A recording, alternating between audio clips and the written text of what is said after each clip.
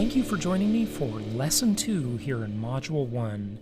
And the first thing I want to say is that we're going to talk about a lot of things in this course. And to some who are maybe used to the typical real estate course, they're thinking, well, aren't we going to go over how to find deals or what to look for in a neighborhood? Yes, we'll get to all of that stuff. We'll get to contracts. We'll talk about how to arrange things with property managers and how to work with a team and all this good stuff in the course.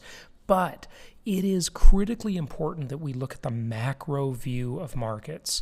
So in the last lesson, we looked at linear markets. Now let's talk about their polar opposite, and that is cyclical markets. Cyclical markets, what does that mean? Well, that means the market that goes up and down, right? The market that is constantly fluctuating, that has the big peaks and the really scary, ugly troughs or valleys, okay?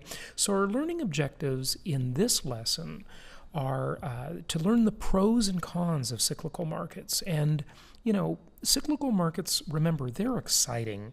These are the markets that when you hear people talking about real estate investing, this is what most people are talking about. But what you will find throughout this course is that this is not really investing, it is speculating. So we'll dive into that more. We'll learn how to identify a cyclical market. How do you know when you're in one?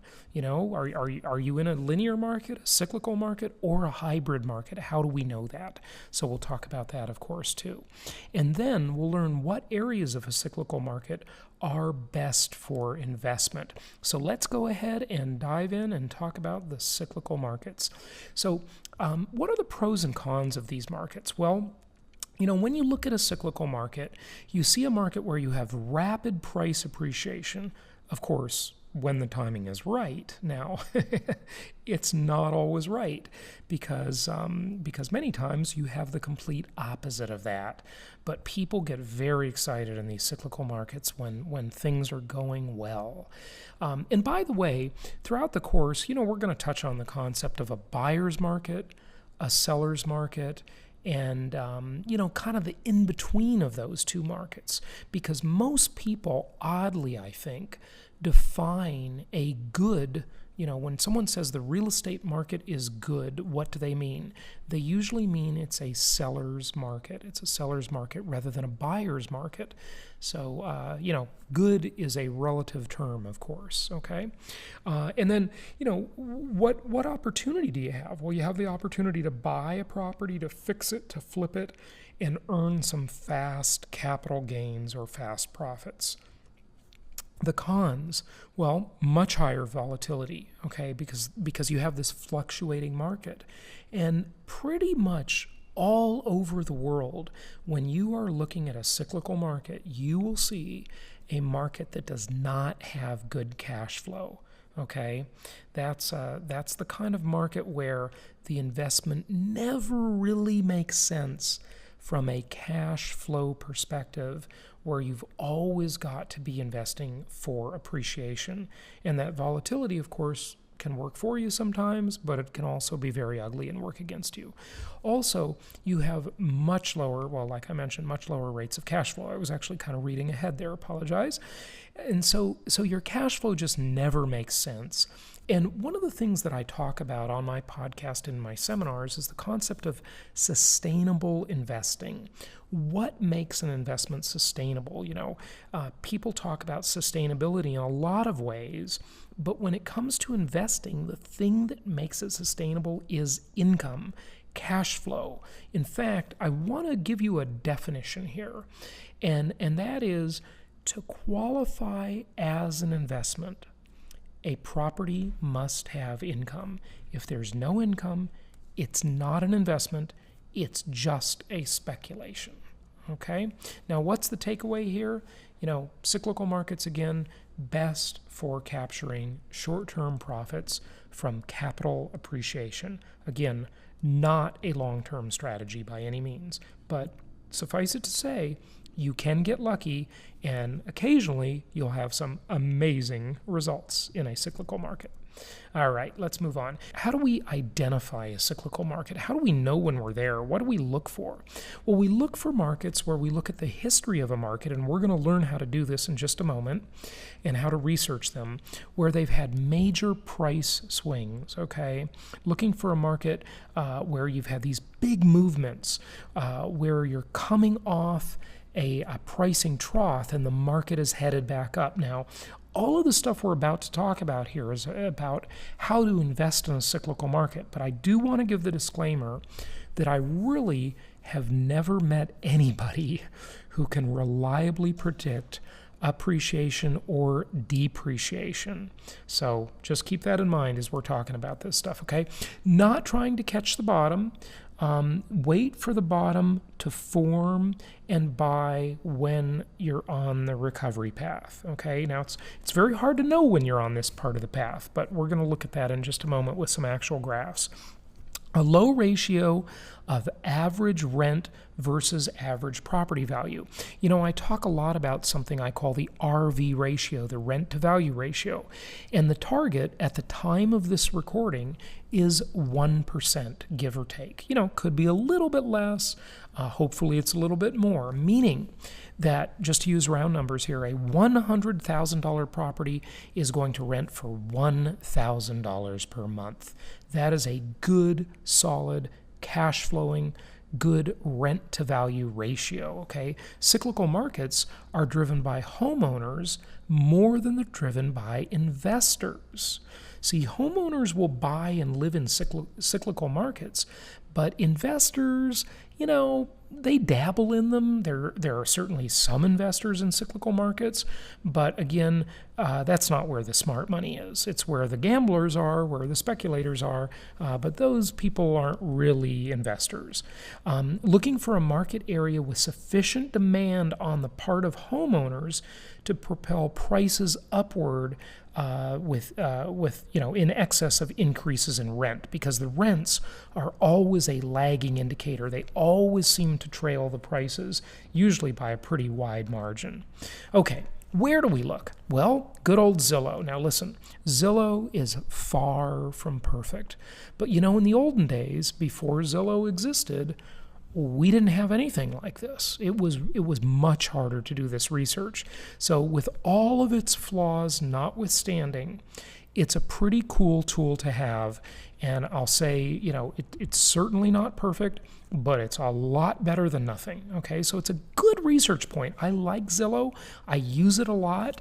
And you know, just don't take it as the gospel, okay? But you can get some good information from it, and they've got some incredible algorithms and a good, not a good, but an incredible storehouse of data on estimates for prices and rents, okay?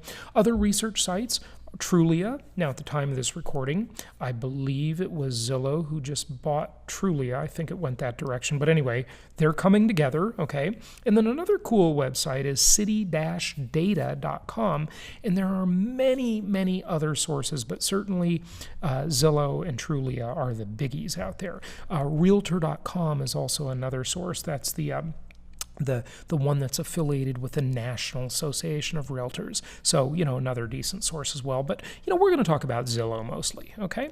So let's take a look at an actual demonstration, okay? When to time a cyclical market for investing. And we're going to look at a very cyclical market. We're going to look at a market that has some of the highest prices in the nation with, by the way, some really, really low, crappy, I'll say it, they're crappy rents, because San Francisco has this socialist rent control hangover that they're still dealing with, you know, from many, many years of that, and there are many properties still under rent control, and that really distorts the market. But this is a good market to look at something that's cyclical, okay? So when we look at this graph on the screen, what we've done here is identified the areas where you want to target, and you can see this goes way back to 1991 and way up to the end of 2014. And you see, as this market has gone along through time, in the red circles those are the parts where you're just coming off of the bottom. You're just coming off of a trough, and that market is starting to improve. Now, again, we never know how far it will improve or if that improvement will last. It might just be a little hiccup.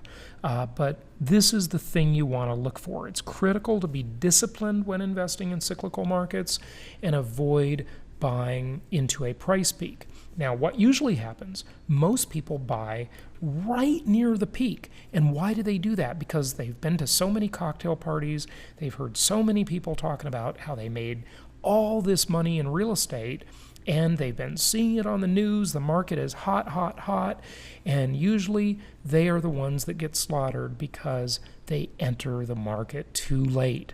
They wait to hear the good news for a couple of years before they do anything, where the prudent investor who's got a more contrarian viewpoint, they'll take a risk. When the news isn't so good, they'll buy in, and they will almost always win the game by being contrarians. Now, of course, that doesn't really apply so much to the linear markets that we've talked about. This is more applicable to the cyclical market. All right, so let's learn what areas of a cyclical market are best for investment. Okay, looking for desirable locations in the market. What are they? They attract in-migration, and that in-migration just meaning people moving in, okay, that drives up prices. Some of the key factors are good schools and low crime. Families will pay a lot. They'll pay a huge premium many times to live in good school districts, okay? So that's really something to keep in mind. So here we'll use Trulia, right? So go to Trulia.com, go to More, and go to Trulia Maps. And then search for the area that you're researching. Just pick any area you want. Maybe it's your hometown. Maybe it's a market you've heard about or thought about. Because remember, we want to view real estate investing from a macro scale. If you're listening to this and you're in the United States, or even if you're around the world and you want to invest in the very much coveted U.S. real estate market, then look at it from a nationwide perspective. And that's why we're talking about these different types of markets. Okay, so pick that area, and then change from the crime overlay to the school overlay.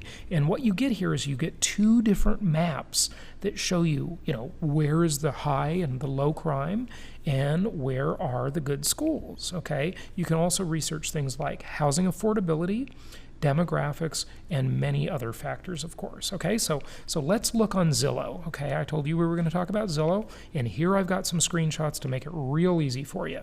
So you go there and you click on More, and then you see this drop-down menu comes up under the nav bar, and it says Zillow Research. Click on that, and then go into that page, and you'll see it says View All Zillow Data. And then it's got this really cool little square down on the lower right that says Real Estate Market Snapshot. And this allows you to do rent to value ratio research. Okay, so you can see it's got the United States overall, and then it's got a whole bunch of different cities. And remember, in the U.S., there's no such thing as a national housing market. There are almost 400 local markets. They're otherwise known as MSAs, or Metropolitan Statistical Areas. So that shows you that. Now, view all Zillow data. You go into this page, and on this page, it looks a little bit more complicated, but it's really not too bad once you kind of get used to it. Okay, you go this summary for the current month. You've got Metro US. You click on data. This will open a spreadsheet, and it will show you the 1 year, the 5-year, and the 10-year value index trends for nearly 500 real estate markets around the country. And that will give you a lot of information. What are you looking for? You just want to see if the market is having big swings. Did it have big peaks and really wonderful peaks and really ugly valleys? Well, that would be a cyclical market. If it was more linear in nature, where it didn't have these big ups and downs like a roller coaster ride, market. So this is the bucking bronco, okay? It's exciting, but it is dangerous, okay? So understand that. And here's your action item, okay? Identify 5 cyclical markets. So go on there, do your research, and you can probably tell by what I'm saying that it gives you a clue to those 5 markets. So let me just help you a little bit more with that. These are generally expensive real estate markets. They're markets with high land values, and those are the markets that tend to have the bigger swings. So that'll help you identify those markets a little bit more quickly. What is your badge action? Perform research through Zillow and Trulia for the 5 markets that have the cyclical characteristics and fill in the provided badge completion template. Okay, required elements are the name of the city, a link to the city on Zillow or Trulia, and a written explanation of why the market possesses cyclical characteristics. And your badge completion will be up about cyclical markets. I'll talk to you